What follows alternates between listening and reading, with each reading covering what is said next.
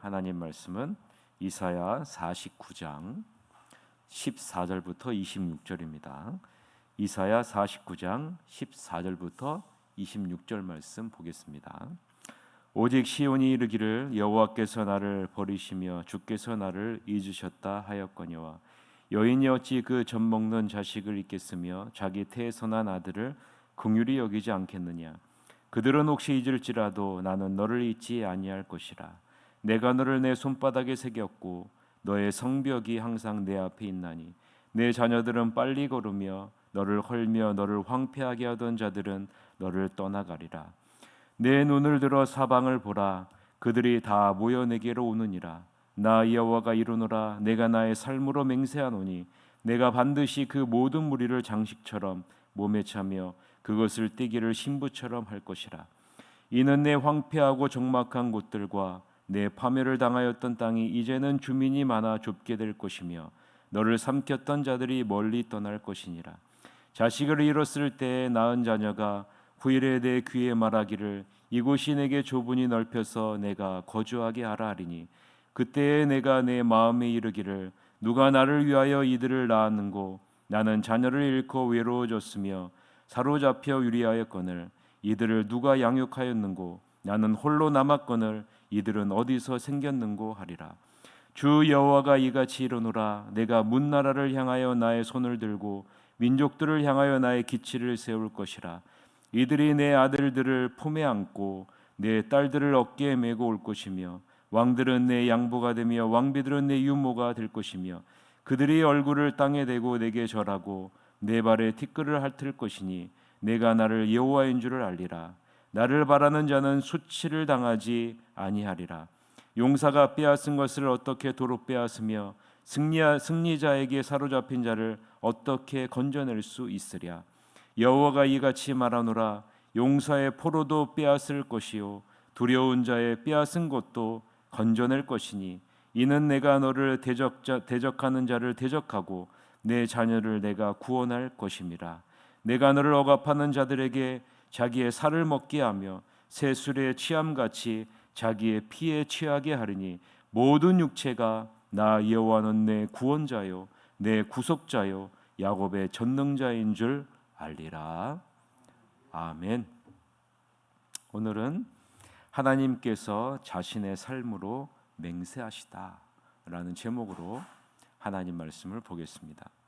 앞선 8절에서부터 13절에서는 은혜의 때와 구원의 날에 여호와의 종 메시아를 통해 하나님의 자녀들이 보호와 인도를 받게 될 것이다 라는 사실을 말씀하셨습니다. 오늘 본문은 바벨론 포로지에서 있던 유다 백성들이 예루살렘으로 귀환하여 번성하게 될 것이다 라는 말씀을 하고 있습니다. 바벨론 포로에 있는 이스라엘 자손들은 여호와께서 그들을 버리시지 않았는가 라는 의문을 떨쳐버릴 수가 없었습니다. 그래서 14절에 보면 이렇게 말씀하시죠. 여호와께서 나를 버리시고 주께서 나를 잊으셨다라고 이렇게 말을 합니다. 오랜 포로 생활로 인해 이들의 눈은 철저하게 눈에 보이는 현실만을 바라보는 그러한 시각을 갖게 되었기 때문입니다. 현실을 기반으로 하는 그러한 생활을 하게 된 거죠. 하나님의 약속이나 하나님이 하실 일에 대해서나 하나님의 주권에 대해서는 전혀 관심 없는 세대가 되어져 버린 거예요. 그러니 믿음의 눈은 사라지고 철저하게 현실을 기반으로 하고 있는 눈을 갖게 된 것이죠. 여러분, 이것이 무서운 것 아니겠습니까? 그러다 보니 이사야를 통해 선포되는 회복의 말씀을 듣고도 믿음으로 반응하기보다는 현실을 기반으로 한 불신앙으로 반응하게 된 겁니다.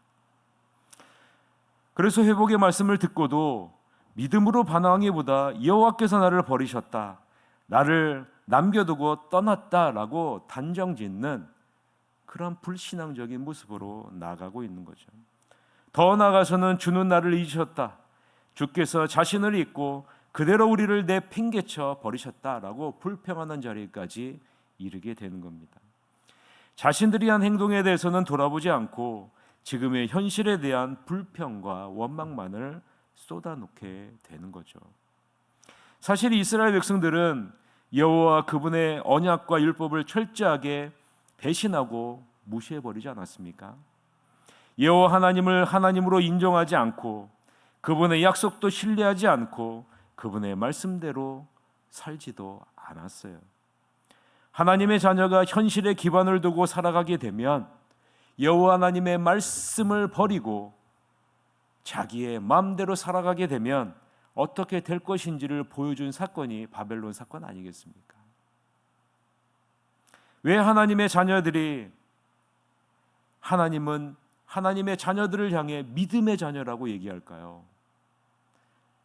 왜 하나님의 자녀를 믿음의 자녀라고 이야기합니까? 그것은 하나님의 자녀는 눈에 보이는 현실에만 기반을 두고 살아가는 자들이 아니기 때문에 그런 거예요. 하나님의 말씀에 대한, 하나님의 성품에 대한 믿음의 기반을 두고 살아가는 자들이 바로 하나님의 자녀이기 때문에 그런 것이죠. 그래서 우리는 늘 믿음이 떨어지지 않도록 성령의 도우심을 간구해야 됩니다. 그렇지 않으면 눈에 보이는 현실에 기반을 두고 살아가는 그런 자들이 될 수밖에 없기 때문입니다. 엄밀히 따지면 이스라엘 백성들은 하나님께 버림받아 마땅한 존재 아니겠습니까? 그런 하나님은 이러한 이스라엘 백성들을 향해 뭐라고 말씀합니까? 오늘 본문에 보면 한순간도 너희를 버린 적이 없다. 한순간도 너희를 잊은 적이 없다라고 말씀합니다. 오히려 이들의 불신한 가운데서도 하나님은 이들을 긍휼히 여기셨고 그들을 향한 구원과 회복의 계획을 말씀하고 있는 장면이 오늘 본문 말씀 아니겠습니까? 15절서부터 19절 같이 한번 읽어볼까요? 15절서부터 19절입니다. 여인이 어찌 그 젖먹는 자식을 잊겠으며 자기의 태에서 난 아들을 긍휼히 여기지 않겠느냐. 그들은 혹시 잊을지라도 나는 너를 잊지 아니할 것이라. 내가 너를 내 손바닥에 새겼고 너의 성벽이 항상 내 앞에 있나니 내 자녀들은 빨리 걸으며 너를 걸며 너를 황폐하게 하던 자들은 너를 떠나가리라. 내 눈을 들어 사방을 보라. 그들이 다 모여 내게로 오느니라. 나 여호와가 이르노라. 내가 나의 삶으로 맹세하노니 내가 반드시 그 모든 무리를 장식처럼 몸에 차며 그것을 띠기를 신부처럼 할 것이라. 이는 내 황폐하고 적막한 곳들과 내 파멸을 당하였던 땅이 이제는 주민이 많아 좁게 될 것이며 너를 삼켰던 자들이 멀리 떠날 것이니라 라고 분명하게 말씀하죠. 하나님은 자신을 버리고 잊었다라고 의심하고 불평하는 이스라엘 백성들을 향해 일침을 가하십니다.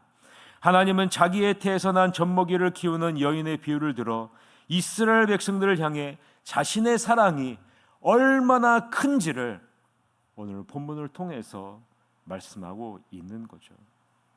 어머니가 자기가 낳은 자식에게 갖는 사랑과는 비교도 되지 않는 그러한 관심과 격렬한 사랑을 갖고 있다라고 여호와 하나님이 지금 오늘 본문을 통해서 말씀하고 있는 거예요.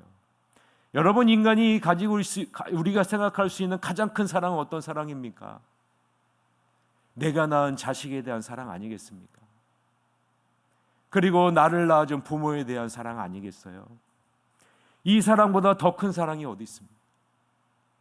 그러나 하나님은요, 그 사랑과는 비교도 안 되는 그러한 격렬한 사랑과 관심과 그 사랑을 내가 갖고 있다라고 말씀하고 있는 거예요.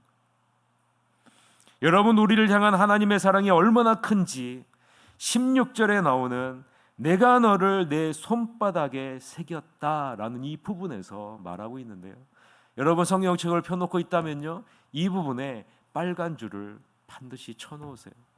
왜냐하면요, 내가 너를 내 손바닥에 새겼다라는 이 말씀이 하나님이 우리를 사랑하는 사랑이 얼마나 큰지를 담고 있는 부분이기 때문에 그렇습니다. 고대 근동에서 노예의 손에 자신의 주인의 이름을 문신으로 새겨놓는 풍습이 있어요. 여호와 하나님은 이스라엘 백성들의 주인이시지만 오히려 종의 위치로 내려가서 자기의 손바닥에 우리의 이름을 새겨놓겠다라고 오늘 본문에 말씀하고 있는 거예요. 하나님은 자신의 위치를 스스로 종보다 못한 자리로 낮추시고 자기의 백성을 기억하시는 그 자리에까지 나아가시겠다라고 말씀하시는 장면이 바로 이 장면이라는 말이에요. 하나님이 이스라엘 백성들을 자기의 손바닥에 새겼다는 말은 이와 같은 하나님의 사랑을 염두에 두고 비유적으로 표현하고 있는 말씀이라는 겁니다. 이런 하나님의 사랑이 얼마나 큰지 여러분 실제로 언제 나타납니까? 거룩하신 성자 하나님이 벌레만도 못한 인간의 모습으로 성육신하신 그 모습에서 나타나지 않습니까? 그리고 우리를 대신해 고난을 받으시고 우리를 대신해 우리의 죄를 대신해 십자가에 못 박혀 죽으시는 그 모습에서 나타나지 않습니까? 빌립보서 2장 6절에서부터 8절에 오면 그는 근본 하나님의 본체시나 하나님과 동등됨을 취할 것으로 여기지 아니하시고 오히려 자기를 비워 종의 형체를 가지사 사람들과 같이 되셨고 사람의 모양으로 나타나사 자기를 낮추시고 죽기까지 복종하셨으니 곧 십자가에 죽으심이니라. 여러분, 이거보다 더 큰 사랑이 어디 있어요? 이러한 사랑의 대상이 바로 우리들이라.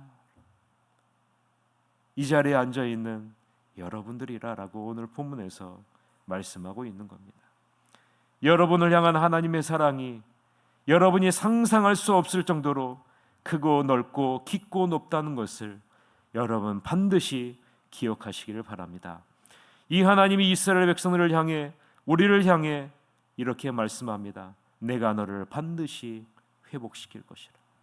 내가 너를 반드시 번성한 자리로 인도할 것이라고 말씀합니다.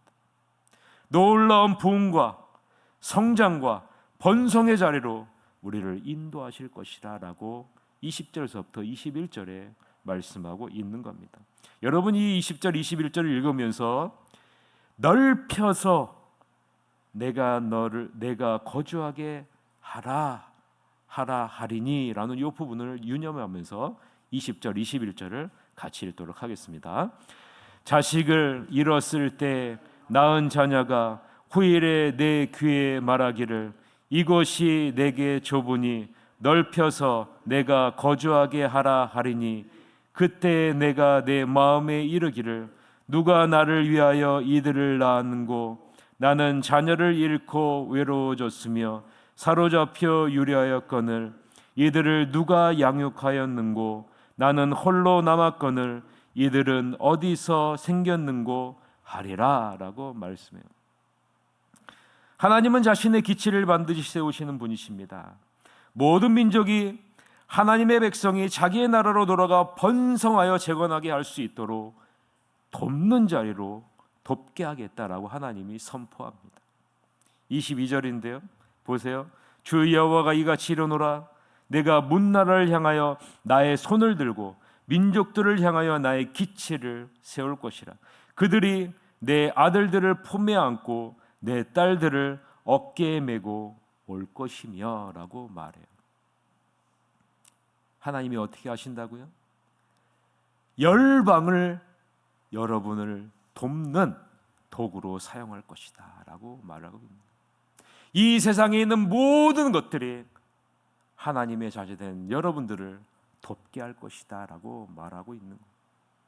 우리가 상상을 할 수 있는 그 상상을 초월해서 하나님은 역사하실 것이다 라고 말하고 있는 겁니다. 이방 백성들이 오히려 하나님의 백성의 귀환을 위해 헌신하게 하신다는 말이죠. 실제로 하나님은 고레스 왕의 칙령을 통해 귀환하는 데 필요한 모든 것을 열방을 통해 공급하십니다. 여러분, 이런 하나님을 믿음의 눈으로 바라보시는 여러분이 되시길 바랍니다. 하나님은 23절에 이러한 하나님을 바라는 자들은 절대로 수치를 당하지 않는다라고 선포합니다. 어떤 상황에서도 우리를 향한 하나님의 사랑에 대한 확신을 갖고 믿음을 갖고 나아간다면 하나님은 반드시 우리를 축복과 회복과 영광의 자리로 번성의 자리로 인도하실 것이다 라고 선포하고 있는 겁니다. 이러한 믿음을 갖고 날마다 승리하는 여러분이 되시길 바랍니다. 하나님의 이 조건 없는 사랑 앞에 믿음과 순종으로 반응하는 여러분이 되시기를 바랍니다. 그러면 하나님은 우리를 반드시 영광스러운 자리로, 수치를 당하지 않는 자리로 인도하실 것입니다. 이러한 은혜를 누리시는 여러분이 되시기를 주님의 이름으로 간절히 축원합니다. 우리가 다 같이 통성으로 한 가지 기도 제목을 놓고 기도합시다. 하나님 아버지, 지금 이제 마쳤는데요. 부산에서 우리 합신 세계 선교대회가 있었습니다. 하나님, 우리 합신의 선교사님들이 다 모여서 선교대회를 했는데, 하나님, 우리 선교사님들이 가는 곳에서 하나님의 놀라운 복음의 번성과 영광이, 회복의 은혜가 나타나게 하여 주시옵소서라고 기도해 주시고, 더불어서 우리 새하늘교회가 이러한 번성과 회복과 영광의 자리를 누리는 놀라운 역사가 일어날 수 있도록 인도해 주시옵소서라고 다 같이 통성으로 기도하시러 가도록 하겠습니다. 기도하시겠습니다.